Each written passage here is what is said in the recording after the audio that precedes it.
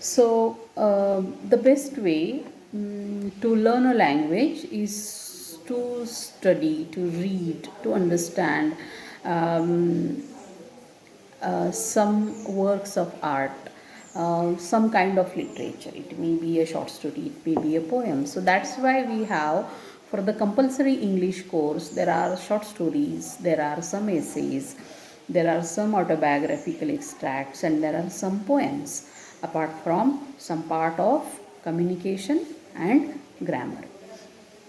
So I was actually talking about how to read a short story, how to study a short story. So first of all, read twice. While reading, mark the difficult words. This is how we build the vocabulary, right? Mark the difficult words and try to understand the word class, which class that particular word belongs to, whether it's a noun, whether it's a verb or adjective or adverb, how many times the adjectives are used, what kind of prepositions are used, and which prepositions are repeatedly used, what kind of conjunctions are there. So, mark all these things. Go to a dictionary and try to find out the meanings of the difficult words from the dictionary. Okay. The next step is to find out the people involved in that story. People involved in that story, the characters. So there is the technical term that is very important when we are studying a short story is the characters. Characters who are the people in that particular story. So and sometimes animals can be the characters, right? So try to find out the names of the characters, note them down. Try to find out whether some animals are involved in that particular story. They can also be the characters. So write down the names of the characters in your notebook one by one in the order as they appear in the story. Then try to differentiate between the major characters and the minor characters. Major characters, the main characters who are very important from the point of view of action and development of that particular story. So these are the major characters. Minor characters, they are not so important, they are of secondary importance, they are not as important as the major character. So these are the minor characters. So try to differentiate between the major characters and the minor characters.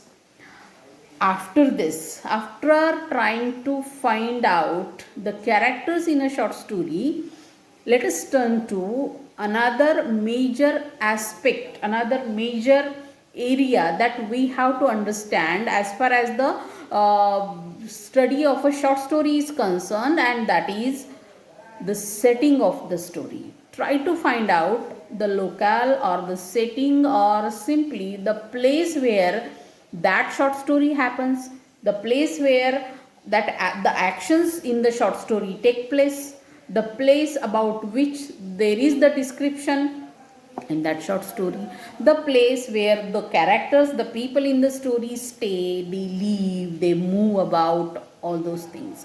So try to note down the place or the setting or the locale in that short story in this manner. Then first character, then the setting. Now let us come to a very important thing in a short story, and that is the plot. What is plot?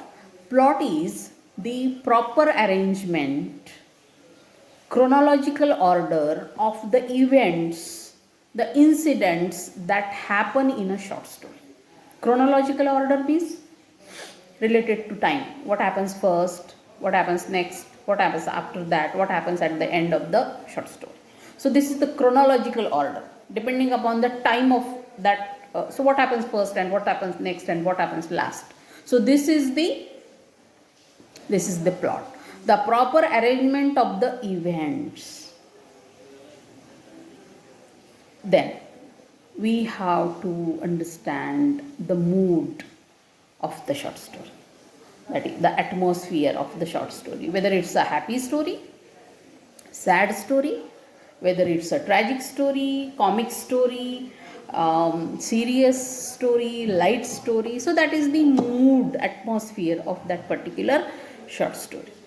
Now, as far as the plot is concerned, plot is something very intricate. It's a very complex thing. But in short story, and in a compulsory class for a compulsory English course, it's not necessary to understand all the complications that are there in a plot. That is the rising action and falling action and denouement and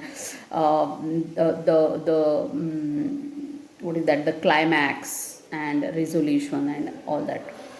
So, in case of the study of drama or in case of the study of the literature papers, optional English papers, it becomes important to study plot in all these intricacies, in all these complex areas. So, as far as the compulsory English course is concerned, we should keep in mind that it is important to study the characters, to study the setting, to study the plot, the events, and to understand all the difficult words first. And for that reason, you have to study the story twice and try to make notes if possible. So, and of course, I will provide you notes in the Google Classroom. So, these are some important tips related to the study of a short story as far as the compulsory English course is concerned. We will continue in the next video. Thank you. Good morning, class.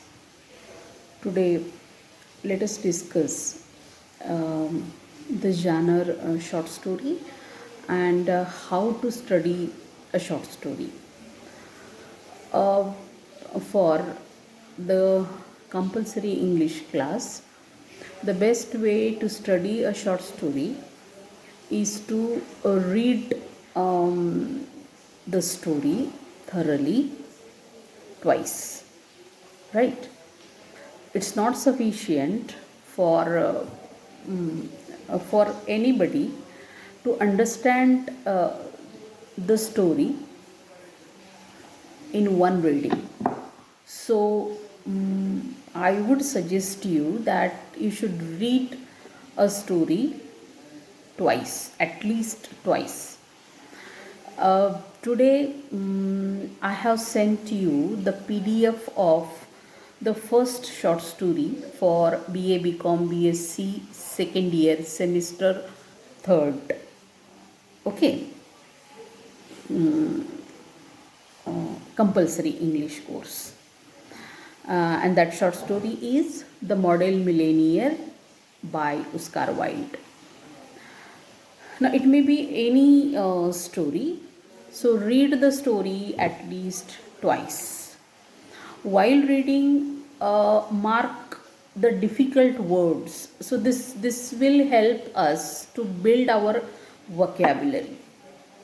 Now, why this course is there for all the streams, that is, it's for BA students, it's for BCom students, it's for BSc students, and the syllabus is the same, the topics are the same. Why this is so? Because here we are trying to learn a language, various skills, various language skills, communication skills, right? And the best way to learn a language is to study literature written in that language. It is interesting, and by reading a short story, you have an opportunity to know the culture of a particular country, a nation, their traditions, how they use English language. For example, how a British writer writes a short story, how an Indian writer who writes in English, he uses English, Is there any difference between the way British writers use English and the American writers use English? Because there are two major varieties of English, that is the British version and American English, right?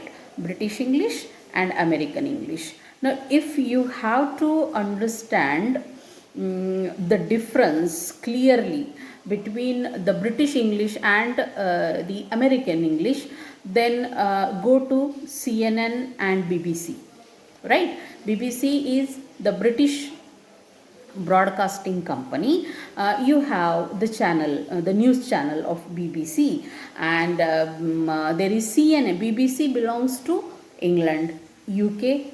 So by watching the news from the BBC channel, you get the features of the English language used by the British people. So that is the British English. Whereas if you switch on to, if you turn your TV to another channel that is known as CNN, that is CNN is Central News Network, right? It belongs to America, and there you will get the knowledge of American English. So there are differences of pronunciation, there are differences in some cases of spelling, there are differences in the grammatical usage in British English and American English. So this is this so my point is, we are studying this paper to know a language, right? In these days, one cannot say that English is a foreign language, because for us Indians, English is very important. So it's a subcontinent, Indian subcontinent, the huge land, and so many people, so many states, so many cultures, and there is one common thing, and that is English. So wherever you go in India, you can connect to the people even if you don't know the regional language.